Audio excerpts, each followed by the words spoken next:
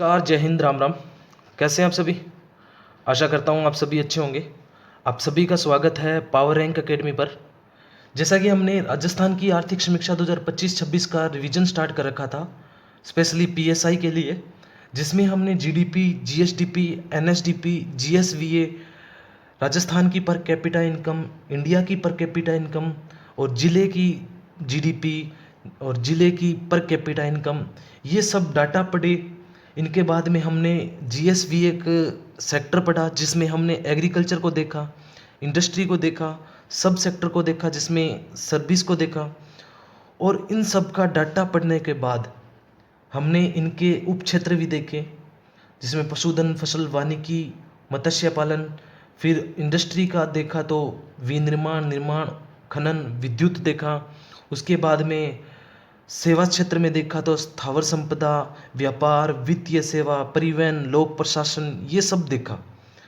और डब्ल्यूपीआई भी पढ़ा, जीएफसीएफ पढ़ा, सीपीआई पढ़ा। ये सारे डाटा हमने याद किए थे कल उस क्लास में।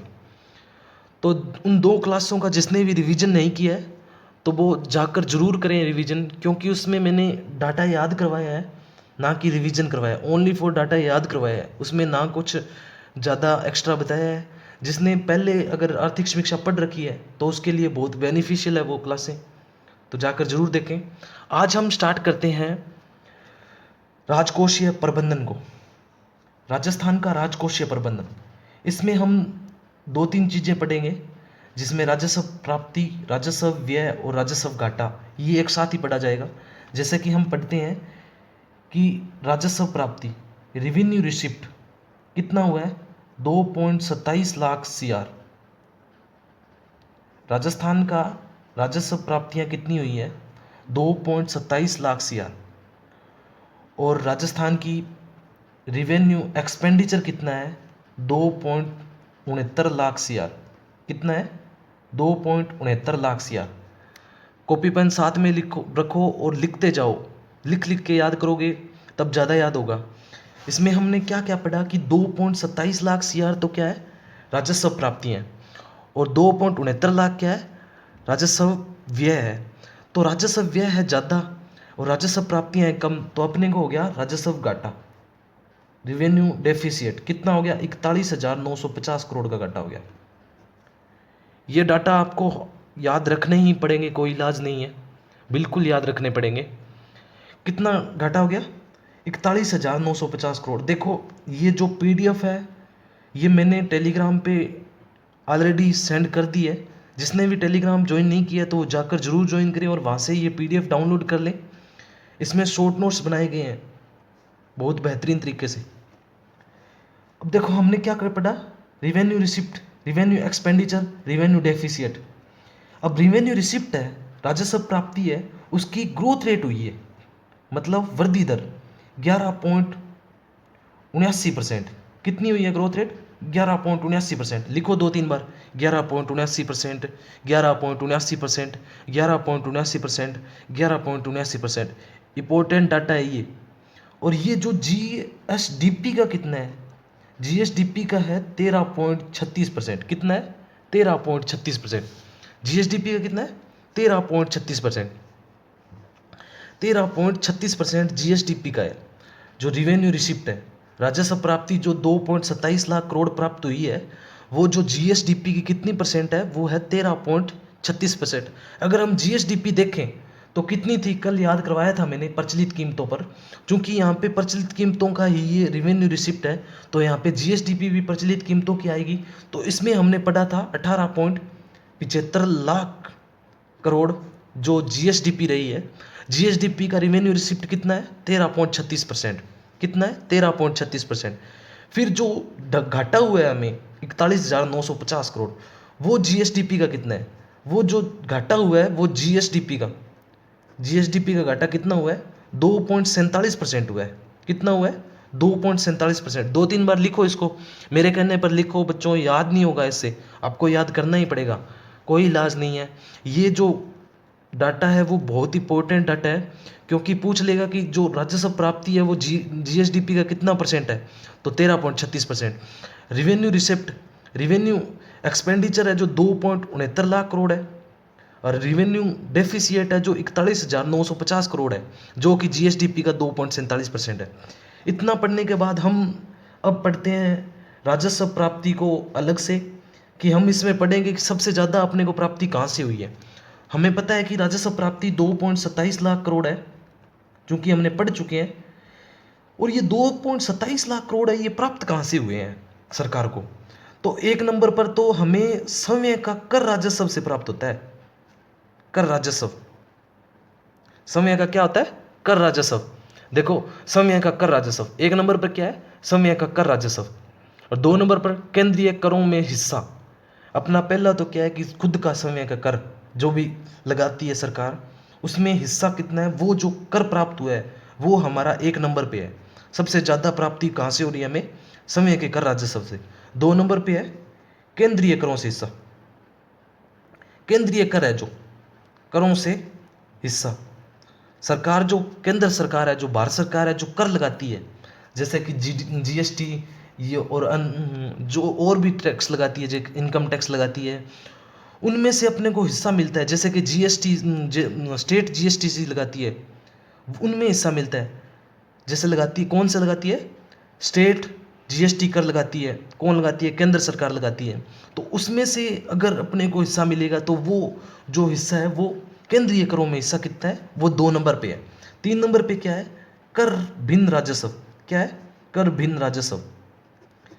जो कर के अलावा हमें प्राप्ति होती है वो कौन सी है? कर भिन्न राजस्व।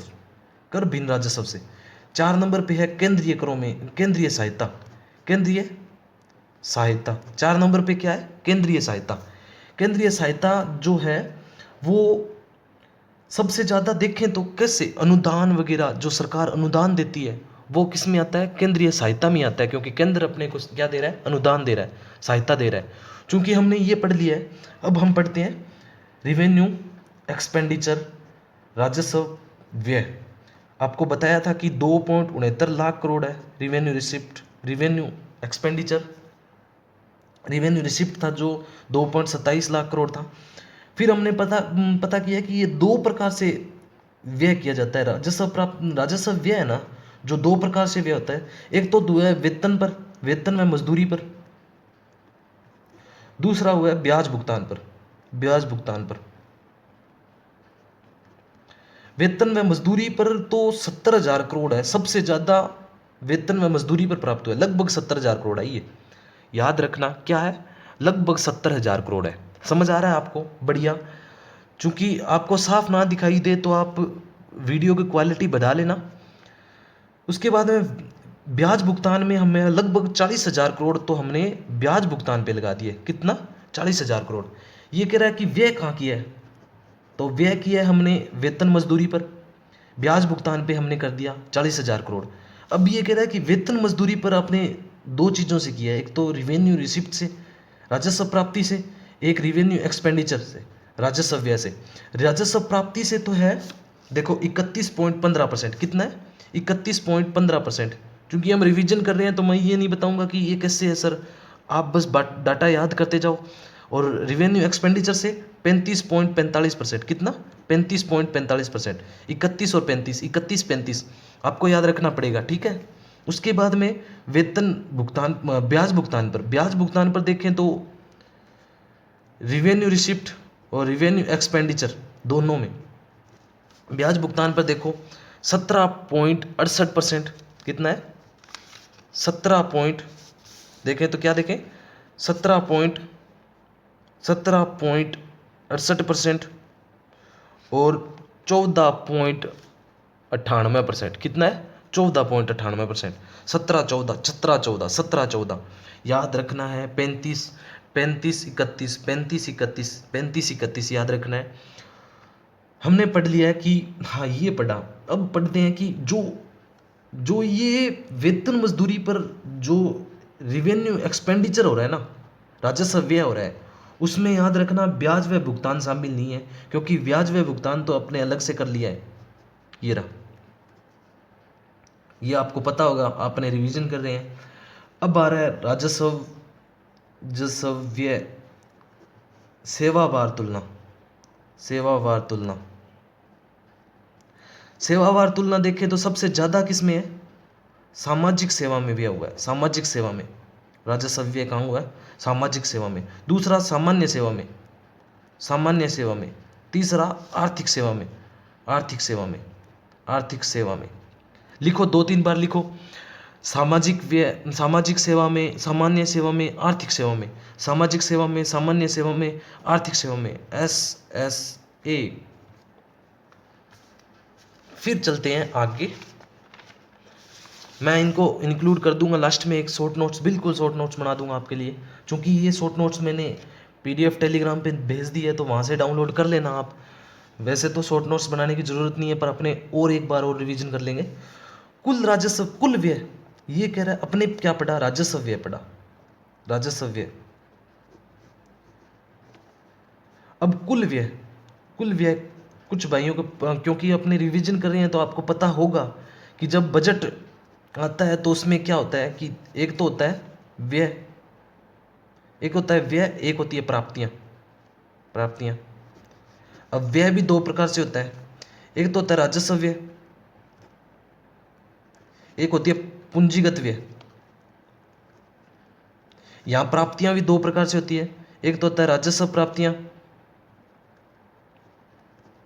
दूसरा होता है राजस्व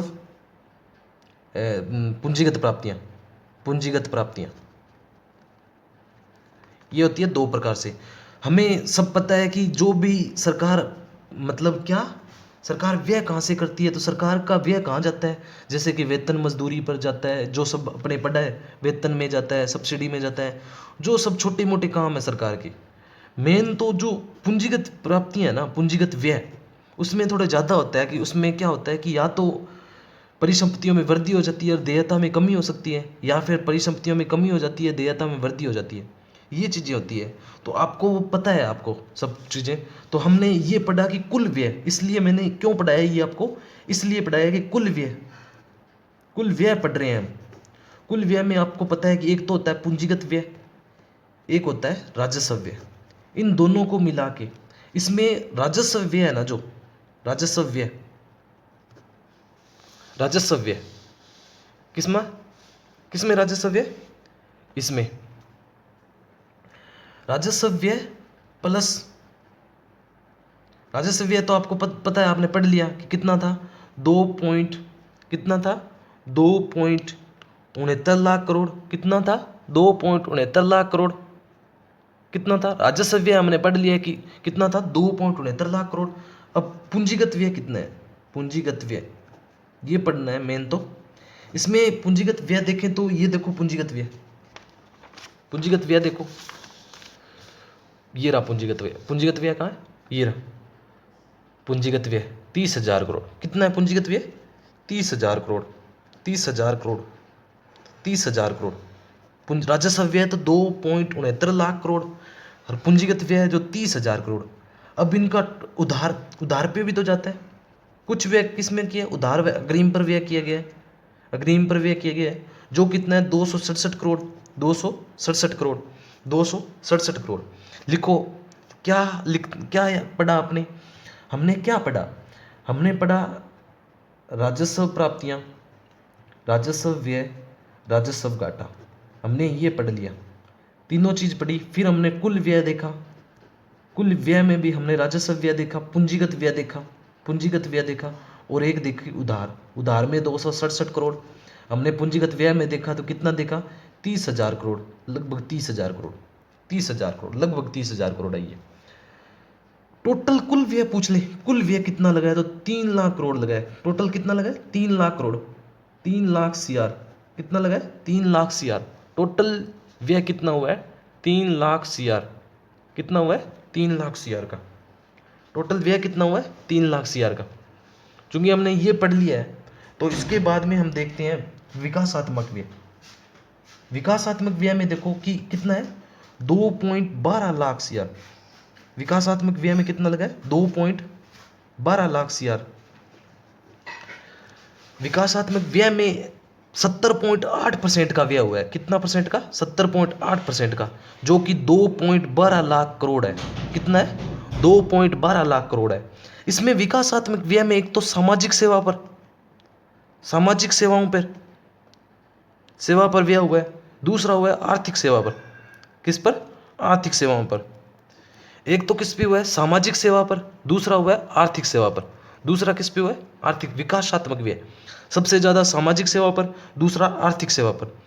उसमें अपने पढ़ा था कि किस में पढ़ा आपने? राजस्व व्यय में। राजस्व व्यय में सेवावार तुलनात्मक अध्ययन पढ़ा। सेवावार तुलनात्मक अध्ययन पढ़ा। उसमें पढ़ा कि सामाजिक सेवा, सामाजिक सेवा, सामान्य सेवा, सामान्य सेवा, और फिर पढ़ा आर्थिक सेवा, आर्थिक सेवा। ये पढ़ा आपने। अब विकासात्मक व्यय भी पढ़ लिए। अब पढ़ते हैं राजकोषीय घाटा। क्या पढ़ते हैं? राजकोषीय घाटा, राजकोषीय घाटा। हाँ, तो राजस्व घाटा क्या होता है कि कुल व्यय माइनस गैर ऋण प्राप्तियां। कुल व्यय, टोटल कुल कितना व्यय है? कुल व्यय माइनस कुल गैर ऋण प्राप्तियां। सरल भाषा में बोलूं तो उधार को छोड़कर जो भी होता है वो राजकोषीय घाटा होता है। क्या? उधार को छोड़कर जो भी होता है वो राजकोषीय घाटा होता है। कुल व्यय, गैर ऋण, ऋण कहां से लिया है? जो ऋण है वो छोड़ दो। कुल गैर ऋण प्राप्तियां, और जो ऋण, गैर ऋण प्राप्तियां उनसे घटा देना है कुल व्यय। एक प्रकार से तो बोलूं तो राजस्व घाटा क्या है कि सरकार ने कितना उधार लिया है, उधार कितना लिए ये जानने के लिए राजकोषीय घाटा होता है। कौन सा? राजकोषीय घाटा। देखो टोटल व्यय कितना था? 3 लाख, हमने पढ़ा 3 लाख करोड़, ये रहा। तो 3 लाख करोड़ ये रहा ऊपर, माइनस हमने पढ़ा कुल गैर गैर ऋण प्राप्तियां। कुल गैर ऋण प्राप्तियां कितनी थी? 2.27 लाख सीआर। 2.27 लाख सीआर प्राप्तियां कितनी थी? 2.27 लाख सीआर गैर ऋण प्राप्तियां हैं। और घाटा कितना आया? राजकोषीय घाटा आया 72,420 करोड़। और राजस्व घाटा कितना था? 41,950 करोड़। वो भूल मत जाना आप। राजस्व घाटा कितना था? 41,950 करोड़। और राजकोषीय घाटा कितना है? 72,420 करोड़। 72,420 करोड़। और ये जीडीपी का कितना है? 4.26%। जीएसडीपी का कितना है? 4.26%। ये जीएसडीपी का 4.26% है। ये जीएसडीपी का चार कितना परसेंट था? ये जीएसडीपी का कितना परसेंट था? आप मेरे को बताना कमेंट में याद करके कि मैंने क्या पूछा था। 41,950 करोड़ है जो जीएसडीपी का कितना है। ठीक है, फिर चलते हैं अपने कि प्राथमिक घाटा। प्राथमिक घाटा, प्राथमिक घाटा होता है फिजिकल डेफिसिएट से माइनस कर दो ब्याज भुगतान। जो भी सरकार ने ब्याज का भुगतान किया है उसको राजकोषीय घाटे में से घटा दो। लगभग सरकार ने 40,000 करोड़ का तो ब्याज भुगतान कर दिया है, जो मान लो पिछली सरकार ने दिया था। अगर कोई भी ऋण दिया था उसको, ये देखो 40,000 लगभग है, ये लगभग 40,000 करोड़ 72,420 करोड़ में से घटाना है। तो क्या आ जाएगा? प्राथमिक घाटा कितना आ जाएगा? 32,241 करोड़। कितना है प्राथमिक घाटा? कितना है? 32,241 करोड़। 32,241 करोड़। 3 घाटे हैं, एक तो राजस्व घाटा, राजस्व डेफिसिएट, एक है फिजिकल डेफिसिएट, एक जो है प्राथमिक घाटा। प्राथमिक घाटा ये कितना था? ये था 41,950 करोड़, ये था 72,420 करोड़, और ये है जो है 32,241 करोड़। 32,241 करोड़। कि हमने ये पढ़ा कि ये कितने परसेंट है, ये कितने परसेंट है, और ये जो जीएसडीपी का कितना परसेंट है? 1.90%। कितना है? 1.90% है। जीएसडीपी का कितना परसेंट है? 1.90% है। जीएसडीपी कितना परसेंट है? 1.90% है। ठीक है भाई, 1.90 ये हमने पढ़ लिया। अब पढ़ते हैं हम राजकोषीय उत्तरदायित्व अधिनियम 2003। जो केंद्र सरकार का है वो कब का है? 2003 का है। और जो राजस्थान सरकार द्वारा 2005 का बाद में लाया गया। 2003 केंद्र सरकार पहले लाई, फिर बाद में कौन लाया, राजस्थान लाया था। इस एक्ट के अनुसार क्या कहा गया है कि जो राजकोषीय घाटा है ना, उसको जीएसडीपी का कितना परसेंट होना चाहिए, 3% होना चाहिए, 3% रखो। और जो 2005 अपने राजस्थान वाले लेके आए थे उन्होंने भी क्या कहा, 3% का। 16वां वित्त आयोग है, 16वां फाइनेंस कमीशन हाल ही में बना था 2025 के लास्ट में ही। उसने अपनी रिकमेंडेशन दी, उसने कहा कि जीएसडीपी का जो राजकोषीय घाटा होना चाहिए ना, वो 3% होना चाहिए, और ये 2030-31 तक करो इसे। फिलहाल कितना चल रहा है, फिलहाल बताओ कितना चल रहा है। फिलहाल हमने पढ़ा है कि 4.26% चल रहा है। राजकोषीय घाटा कितना चल रहा है जीएसडीपी का, 4.26% चल रहा है। ये देखो, ये लिखा हुआ। इसको अपने को 2030-31 तक कितने परसेंट पे लाना है, 3% पे लाना है। कितने परसेंट पे लाना है, 3% पे लाना है। लिख लिख के याद कर रही हो ना आप, ऐसा मत सोचना कि सर तो बोले जा रहे हैं, हम पे ध्यान नहीं दे रहे। मैं आप पे ध्यान दे रहा हूँ, आपको लिख लिख के याद करना है, ठीक है, तब ज़्यादा याद होगा। 3% कितने, 2030-31 तक करना है। कब तक करना है, 30-31 तक। ये है 16वें फाइनेंस कमीशन की रिकमेंडेशन। अब फिर चलते हैं राजकोषीय देनदारियां, कि राजकोषीय देनदारियां कितनी है। राजकोषीय देनदारियां, राजकोषीय देनदारियां जो 6.40 लाख करोड़ है। कितनी है, 6.40 लाख करोड़ है। और राजकोषीय घाटा कितना था बताओ, 72,420 करोड़, 72,420 करोड़। और प्राथमिक घाटा कितना था, 32,241 करोड़, 32,241 करोड़, 32,241 करोड़। और जो राजस्व घाटा कितना था, 41,950 करोड़। कितना था, 41,950। याद है ना, आप भूल मत जाना। तो फिर राजकोषीय देनदारियां जो ग्रोथ रेट कितनी हुई है इसकी, ग्रोथ रेट देखें तो 12.70% हुई है। कितनी हुई है, पिछले साल की तुलना में ये 12.70% देनदारियां बढ़ गई है। सरकार की देनदारियां कितनी बढ़ गई है राजकोषीय, वो 12.70% होगी। और जो देने वाला है ना, जो 6.40 लाख करोड़ रुपए देने हैं, देनदारियां यही होती है कि 6.40 लाख करोड़। याद रखो बस आप, 6.40 लाख करोड़, जो कि 12.77% ग्रोथ रेट के साथ बढ़ा है, 12.77% ग्रोथ रेट के साथ बढ़ा है। लिख लिख के याद करो, 6.40%, 40 लाख करोड़, 6.40 लाख करोड़, 6.40 लाख करोड़। और ग्रोथ रेट कितनी है, 12.77%, 12.77%। ये जो 6.40 लाख करोड़ है ना, ये जीएसडीपी का कितना है, तो जीएसडीपी का 37.67% है। Very very important data, very very important data, very very important data, 37.67%। राजकोषीय देनदारी हैं जो जीएसडीपी का कितना परसेंट है, 37.67%, 37.67%। अतिरिक्त ऋण कम कर दें, यानी कि जीएसटी वगैरह जो कि अतिरिक्त ऋण है कम कर दें, यानी कि जीएसटी वगैरह, तो जीएसडीपी का ये राजकोषीय देनदारियाँ कितनी हो जाएगी जीएसडीपी की, ये हो जाएगी 35.70%। फिलहाल कितनी है, 37.67% है ना। अगर अतिरिक्त ऋण कम कर दें, जैसे कि जीएसटी वगैरह उनको कम कर दें, तो कितना हो जाएगा, 35.70% हो जाएगा। ये दो डाटा आपको इम्पोर्टेंट लगा रहा हूँ मैं, ऐसा मत सोचना कि सर बता नहीं रहे, तो मैं आपको इम्पोर्टेंट लगा रहा हूँ, याद रखना। ये एक तो 37.67% याद रखना। राजकोषीय देनदारियाँ कितनी है, 6.40 लाख करोड़ है, 6.40 लाख करोड़ है, 37.67% है।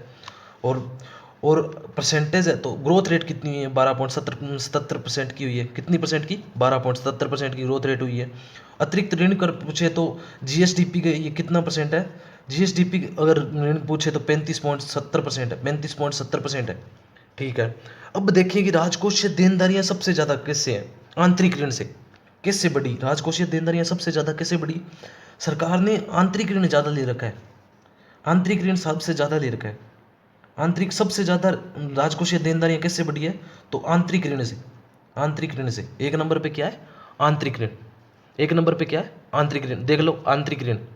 दो नंबर पर राज्य का बीमा, राज्य बीमा, दो नंबर पर राज्य बीमा। तीन नंबर पर आरक्षित निधि व जमा, आरक्षित निधि व जमा, याद करो बस, याद करो, जमा। चार नंबर पर केंद्र सरकार का, केंद्र सरकार से जो ऋण लिया है वो।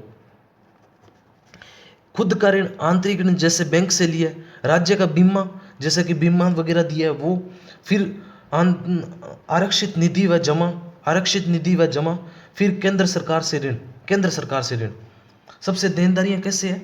आरक्षित निधि मतलब क्या है आपको पता है कि प्रोविडेंट फंड, प्रोविडेंट फंड में जैसे कि कर्मचारी वगैरह का क्या सैलरी कटती है, वो एक प्रकार से है तो सरकार पर क्या उधार ही है ना, देना तो पड़ेगा लास्ट में। इसलिए आरक्षित निधि व जमा ये भी क्या है, देनदारियां हैं सरकार की, राजकोषीय देनदारियां हैं ये सरकार की। तो एक नंबर पर तो आंतरिक ऋण, दो नंबर पर बीमा, तीन नंबर पर आरक्षित निधि, आरक्षित निधि, आरक्षित निधि, निधि, चार नंबर पर केंद्र सरकार का ऋण, चार नंबर पर क्या है, केंद्र सरकार का ऋण, केंद्र सरकार। ए बी एन, एन मतलब निधि, आरक्षित निधि, ए मतलब आंतरिक ऋण, बी पर बीमा, तीन नंबर पर आरक्षित निधि, चार नंबर पर केंद्र सरकार से जो ऋण लिया गया वो, ये तो है राजकोषीय देनदारियां।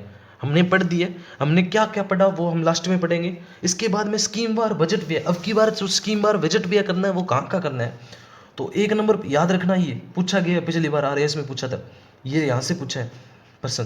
तो शिक्षा व स्वास्थ्य पर, स्वास्थ्य पर सबसे ज़्यादा एक नंबर पर व्यय होगा, दो नंबर पर पेयजल, पेयजल व ऊर्जा पर, ऊर्जा पर, पेयजल व ऊर्जा पर। एक तो पहला नंबर पर तो शिक्षा और स्वास्थ्य की देखभाल करनी है, एक नंबर पर, दो नंबर पर है पेयजल और ऊर्जा, तीन नंबर पर है सामाजिक सुरक्षा व कल्याण, चार नंबर पर है आधारभूत विकास, आधारभूत विकास, पाँच नंबर पर है ग्रामीण विकास, छः नंबर पर है शहरी विकास, फिर है कृषि विकास।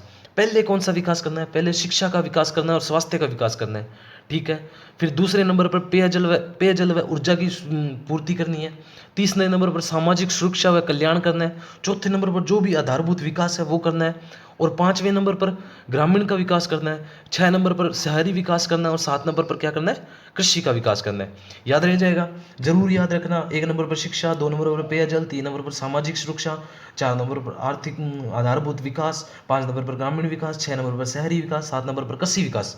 इतना याद करने के बाद अपने चलते हैं बैंकिंग पर। बैंकिंग पर बताते हैं कि तो सार्वजनिक बैंक का जो कितने हैं 50%, कितने हैं सार्वजनिक बैंक 50% है, और निजी बैंक का जो 25% है, क्षेत्रीय बैंक का जो 17% है, लघु है जो 6% है, पेमेंट बैंक यानी कि 0.43% है। 50% तो है सार्वजनिक बैंक, निजी बैंक कितने हैं 25%, आधे निजी बैंक है, 50% के आधा निजी बैंक है, फिर क्षेत्रीय बैंक 17% है, लघु वित्त बैंक का जो 6% है, पेमेंट बैंक 0.43% है, विदेशी बैंक कितने हैं 0.08% है, और जमाएं कितनी है, जमाएं 9.75% की ग्रोथ रेट हुई है, जो कि जमाओं में कितने परसेंट की ग्रोथ रेट हुई है, 9.75% की ग्रोथ रेट हुई है। बैंकों का ऋण जमा कितना परसेंट है, 89.61%, कितना है 89.61%, 89.61%। कुल ऋण में कितने परसेंट की वृद्धि हुई है, तो 13.15% की वृद्धि हुई है। राजस्थान में कुल ऋण में कितने परसेंट की वृद्धि हुई है, 13.15% की वृद्धि हुई है।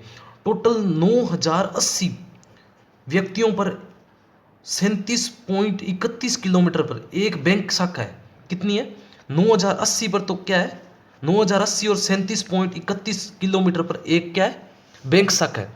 रुको एक सेकेंड। कृषि खाद्य प्रणालियों का रूपांतरण, अब स्टार्ट करते हैं हम, ये पहला चैप्टर हमारा करते हैं एक नंबर का। कृषि क्षेत्र में, कृषि क्षेत्र क्या है, प्राथमिक क्षेत्र है, क्या है प्राथमिक क्षेत्र। 62% जनसंख्या है ना जो कृषि पर निर्धारित है, 62% जनसंख्या कार्यशील है, जनसंख्या है जो कृषि पर आधारित है। इसमें एक नंबर पर फर्स्ट पर कौन सा आता है, एक नंबर पर सरसों, राजस्थान एक नंबर में सरसों, राई, बाजरा, कुल तिलहन, मोटा अनाज और गवार में एक नंबर पर है, यानी कि सरसों, राई, बाजरा, कुल तिलहन, मोटा अनाज और गवार में 1 2 3 4 और 5 फसलों में राजस्थान क्या है एक नंबर पर। अगर राई को भी अलग कर दें तो 6 फसलें हो जाएगी, कितनी फसलें 6 फसलें हो जाएगी।